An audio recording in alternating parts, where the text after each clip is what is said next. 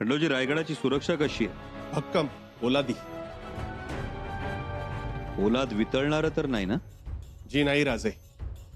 थोडी तळ्यात मळ्यात करणारी लोक होती, त्यांना त्या त्या जागेवरून बाजूला केलंय. उत्तम केलं. चौक्या पहारे बदललेत.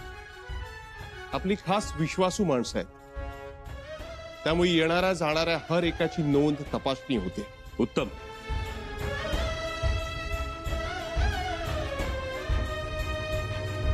खंडोजी, बाळराजांच्या बाबत आम्ही जो आदेश दिला होता त्याची राणीसाहेबांनी अंमलबजावणी केली? जी. बाळराजांच्या सुरक्षेसाठी येसाजीराव दाभाडे सरदारांची नियुक्ती झाली ना? जी राजे. यापुढे बाळराजे त्यांच्याच देखरेखीखाली राहतील. येसाजीराव दाभाडे महाराजांचे विश्वासू होते आणि आमचाही भरवसा आहे त्यांच्यावर. जी, तशी तरतूद केली राणीसाहेबांनी. त्याचबरोबर तालीमखान्यातील बाळराजेंची हत्यारे म्हणजे तलवारी, भाले विशेष करून बोथट केली आहेत. शाबास, हे उत्तम केलं. कारण कधी कधी शिकवणारे भरीस पडतात किंवा पाडले जातात आणि मग लागला म्हणून हमखास टोला मारतात.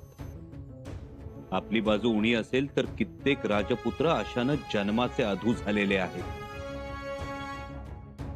बाळराजांविषयी आम्हाला ही जोखीम घ्यायची नाही. म्हणूनच ती काळजी घेतली गेली आहे.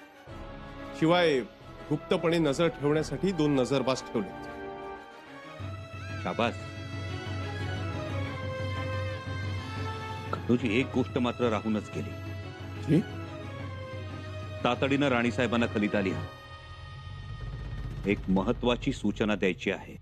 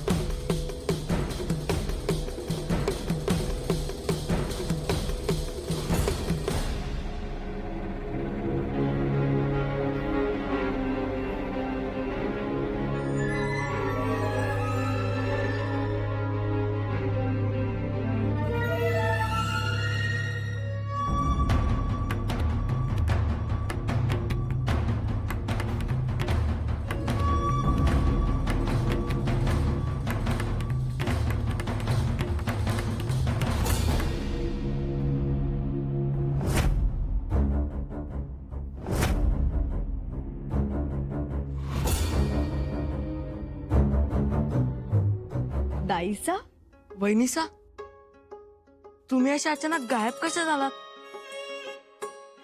त्याला गनिमी कावा म्हणतात. पण आम्ही तर तुम्हाला भीती दाखवणार होतो. तुम्हाला काय वाटलं आम्ही भिणारे आहोत? हो, आम्ही बघणार होतो तुम्ही कशा घाबरता ते. बाळराजे, आम्ही कधीही घाबरत नाही. कधीच नाही. म्हणजे पूर्वी घाबरायचो आम्ही, पण एक दिवस आऊसाहेबांनी आमच्यातील भीतीचे हातपाय बांधून तिला टकमक टोकावरून ढकलून दिलं होतं. मग तेव्हापासून कधीच भीती वाटली नाही. आऊसाहेब भीतीचे हातपाय बांधायच्या? मग तुम्हाला काय वाटलं? मग तुम्ही आमच्यातील भीतीचे एकदा हातपाय बांधा की. भीतीचे हातपाय बांधायला मुळात शिवपुत्रात भीतीही नसतेच. ते कधीही कोणालाही घाबरत नाहीत. हो. चला बघा तरी आम्ही तुमच्यासाठी काय आणलंय ते. चला.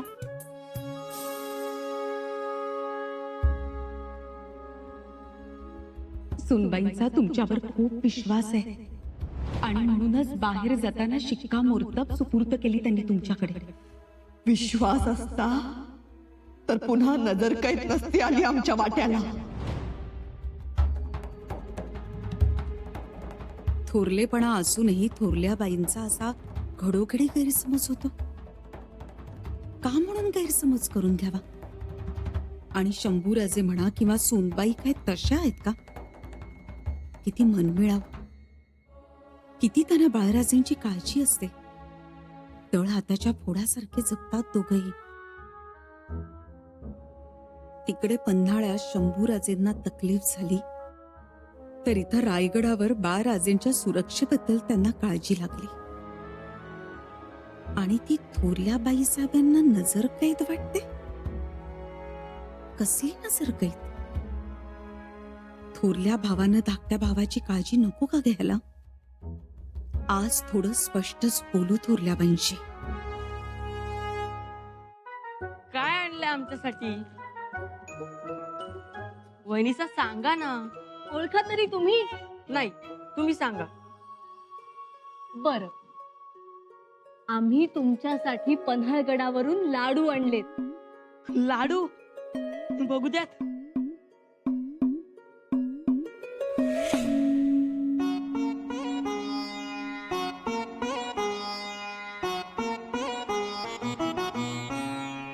चांगलेच आहात की दाईसा. तुमच्या वहिनीसांना उष्टा लाडू भरवताय का? आमच्या दादासाहेबांचं खाता ते चालतं उष्ट. बाळराजे, तुम्ही तुम्ही तुम्ही थांबा बरं, पळू नका. नाही थांबणार आम्ही. बाळराजे, पूर्ण लाडू खाऊन येणार. अहो खा, सगळे लाडू तुमच्यासाठी आणलेत. बाळराजे, अहो अहो बाळराजे, अहो पळू नका बाळराजे. ठीक आहे, तुम्हाला जेवढं पळायचंय तेवढं पळा, पण एक गोष्ट लक्षात ठेवा, तुमच्यावर आमची कायम नजर असेल, मायेची नजर.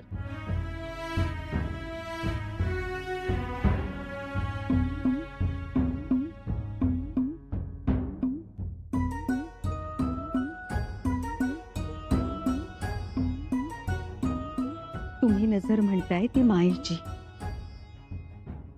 पण इतरांना ती नजर कैद वाटते. नजर कैद वाटते? कोणाला? म्हणजे थोरल्या बाईसाहेबांचा तसा गैरसमज झालाय. परंतु मातोश्री, तसं वाटण्याचं काहीच कारण नाही. काही कारण असेल तरच गैरसमज होतो असं असतं का? मुळात गैर असं काहीच नसतं आणि तरीही समज होतो, तोच तर गैरसमज. आता बघा ना, बाळराजेंवर लक्ष ठेवायला तुम्ही माणसं नेमलीत, तालीमखान्यातील तलवारी बोथट केल्यात, त्यांच्या हालचालींवर बंधनं घातली, सदरेवर येता जाता त्यांच्यावर नजर आहे. हे थोरल्या बाईसाहेबांच्या मनाला लागलंय. मातोश्री, आम्ही हे केलं ते राजांच्या सांगण्यावरून, आणि राजांनी केलं ते बाळराजांच्या सुरक्षेसाठी. पण बाईसाहेबांना असं वाटतंय की ही बाळराजेंची अडवणूक आहे.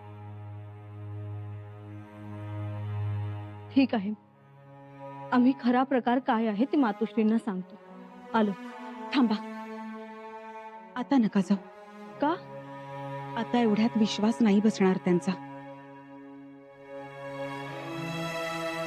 मातोश्री, त्यांचा विश्वास बसला किंवा नाही बसला तरीही आमची बाजू आम्ही त्यांच्या समोर मांडणार. म्हणजे अजून बाजू मांडलीच नाही तर? नाही. पण तुम्ही म्हणाला होतात ना विचारावं लागेल म्हणून. मला वाटलं विचारलं असेल, मिळाली असेल परवानगी. परवानगी? हो, परवानगी. तालीमखान्याची, कारभारात लक्ष देण्याची. पंत, माफी असावी राजमातोश्री, परंतु दिवस हे असे जातात, त्यात तुमचं आणि माझं नाही तर बाळराजेंचं नुकसान होतं. ते आपले दिसामाजी मोठे होत जातात, पण आपण मात्र त्यांच्यासाठी कोणतीही संधी उपलब्ध करून देत नाही. तसा मनात विचार आला की शिवपुत्रास परवानगी लागते, म्हणजे असून नसल्यासारखे. तुम्ही म्हणताय तशी परिस्थिती नाही. कसं आहे राजमातोश्री, तुम्ही माझ्या बोलण्याचा रोग काही लक्षात घेतला नाही. माझं म्हणणं एवढंच, जर उद्या काही न जाणो भला बुरा प्रसंग आलाच तर बाळराजे राजे म्हणून गादीवर बसण्यास योग्य पाहिजेत. एवढंच, बाकी माझा कोणता स्वार्थ नाही त्यात. तुम्ही गादीवर बसण्याच्या गोष्टी करताय, पण इथे पुन्हा अप्रत्यक्ष नजरकैद पडलीये बाळराजेंभोवती. ती जुमानायची नाही आपण, कळलं का?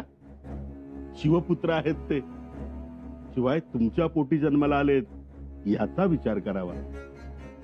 बाकी आमचं म्हणणं काही नाही. आम्हाला सगळं पटतंय, सगळं कळतंय. माफी असावी, परंतु राजमातोश्री, कळलं तर वळलंही पाहिजे, तर त्यात गंमत. शंभूराजे पन्हाळगडावर इथे कोणाला काय विचारावं? हो, तेच तर म्हणतोय आम्ही. कशाला विचारायला पाहिजे? आपण बाळराजेंना शिक्षण सुरू करू, त्यांना कारभाराची माहिती देऊ, म्हणजे त्या दृष्टिकोनातून. पंत, तुम्ही थोडं थांबा. एवढी घाई बरी नाही. माझं मी सांगितल्या कामाचा टाकल्या तुकड्याचा. पण पुन्हा हात जोडून सांगतो, ठाम राहा. आणि ठाम कोणासाठी? तर बाळराजेंच्या भविष्यासाठी. आणि ठाम कसे राहणार? तर महाराजांसारखे राहा.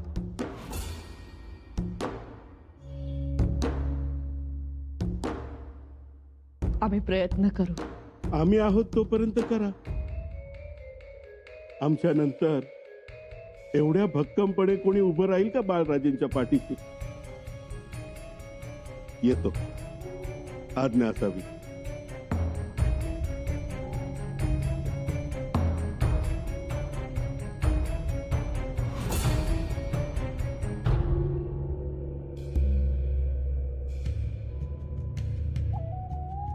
देवा जगदीश्वरा, एकाच वेळी किती किती आघाड्यांवर लढायचं.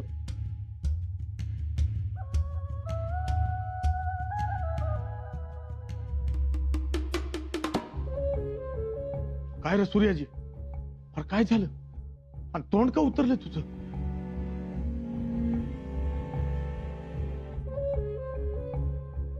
अरे काय झालं, बोल की. पंतांचा निरोप आलाय. तंबी दिली. म्हणाले काय पोरखेळ चालवलाय? पोरखेळ? वय, पोरखेळ म्हणाले आनाजी पंत. आता काय रे, पोरखेळ चालवलाय होय आपण? अरे एवढी नाल ढिली केली, कुसुंब पाजला, आता राजाचं तकदीर बळकट, त्याला आपण काय करणार? मला तर समजलंय राजमातोश्रींनी राजांना खबरदार केलंय. इतर पक्षी पाठवलाय. वाटतंय पंतांना, पण अवघड आहे लई. नशीब अंगठीची भानगड मिटली ती. इनाम जमीन मिळवायची तर या समध्या गोष्टी आल्या. आपल्याला धाडस करावं लागणार. काम नाही केलं तर अनाजी पंत कच्चा खाणार. आणि इकडं थोडा जरी संशय आला तरी शंभूराज म्हणतात त्यांना आपला थेट कडे लोटत. मातोश्री, मातोश्री, आम्ही हे घ्या तुमचं शिक्कामोर्तब. आम्ही तुम्हाला देण्यास येणारच होतो. आम्हाला केवळ शिक्कामोर्तब नको, सही सुद्धा पाहिजे. सही? काही लिहून घेणार आहात का? हो.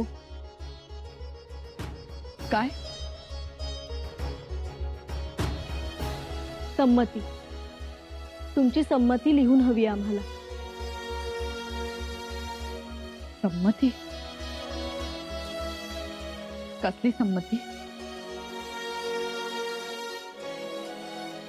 श्री शिव मंगळागौर साजरी करायची संमती.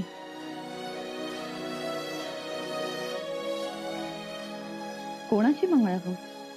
अहो, कोणाची म्हणजे आमच्या जाऊबाई जानकीबाईंची. सुनबाईंची मंगळागौर?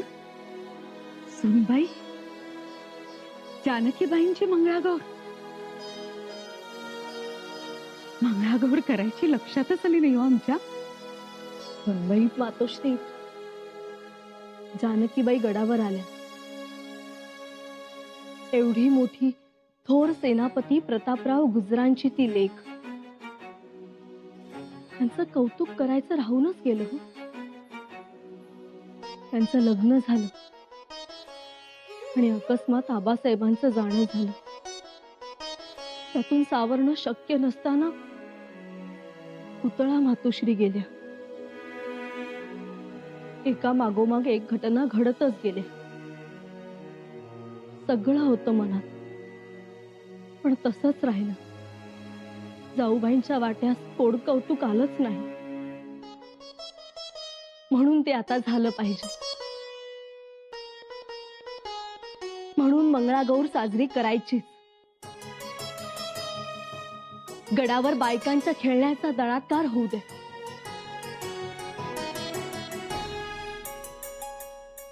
मातोश्री, आम्ही हे सगळं अगदी मनापासून बोलतोय. खूप दिवसांपासून ठरवलंय. आताही काही विघ्न आली पण संकल्पित हे साजरं करायचंच.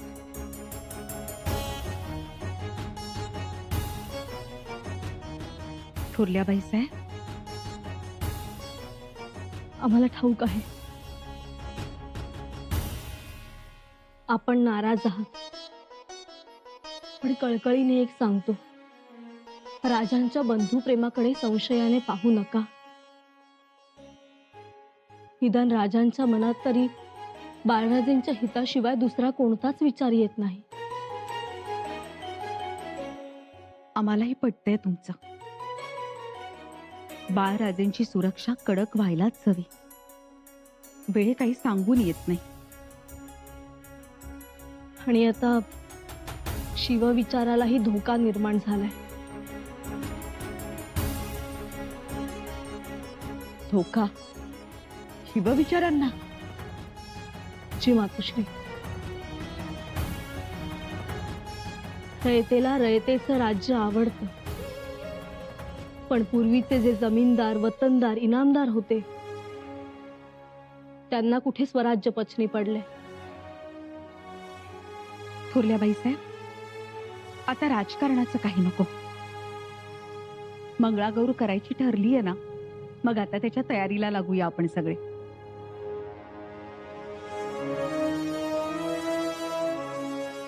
थोरल्याबाई साहेब, जशी तुमची इच्छा.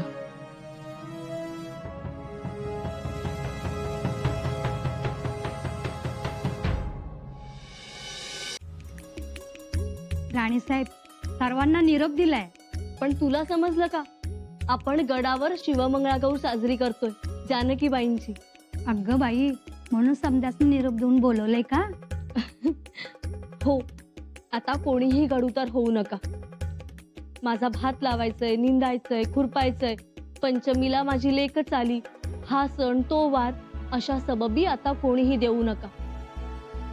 मोठा समारंभ साजरा करायचा. आमच्या जाऊबाई अगदी खुश झाल्या पाहिजेत. सगळ्या जमल्या की आम्हाला बोलवा.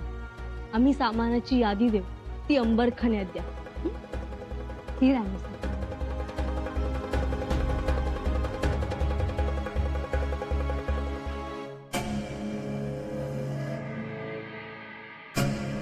राणीसाहेब, बोला बहिर्जी काका.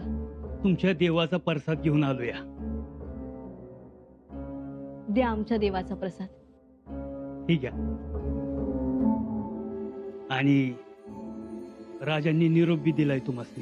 निरोप? पण मग त्यासाठी तुम्ही का आलात? आलो असंच. अहो, मला बी निमित्तच पाहिजे होतं रायगडावरती यायचं. आणि निरोप बी गुप्त होता, म्हणून आलो मुजरा करायला. निरोप काय आहे? राणीसाहेब, सध्या परिस्थिती चांगली नाही. कारस्थानी मंडळी राजांच्या जीवावर उठले. ती पन्हाळ्यावर जे घडलं ते साधं सोपं नाही. लय माणसं गुंतलेली आहे ती यात. तेव्हा तुम्ही सावध राहा. आणि इथं रायगडावरती सुद्धा दगाफटका होऊ शकतो. काका, आम्ही सावधच आहोत. तरी बी काळजी घ्यावीच लागल. राजांनी सांगितलंय की गडावरती माणसं जमू देऊ नका. कोणत्याही अनोळखी माणसाला गडावरती प्रवेश देऊ नका. श्रावण महिना आहे, तरी बी सणसूद साजरा करू नका. कोणत्या मिशानं काय होईल काही सांगता येत नाही. समारंभ करणं तर टाळाच.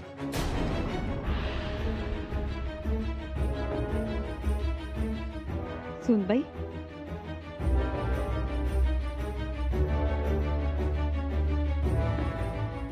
असू द्या असू द्या. तुम्ही खूप बरं केलं. शिवमंगळा गौरीनं थोरल्या बाईसाहेब हरकून गेल्यात. जो गैरसमज होता तोही विरघळला. छान. तुमच्या ह्या वागण्याचा आम्हाला आनंद वाटतो. आम्ही मंगळागौरीची निमंत्रणं पाठवायला घेतो. सगळ्यांनी यायला हवं. धूमधडाक्यात समारंभ साजरा करू आपण.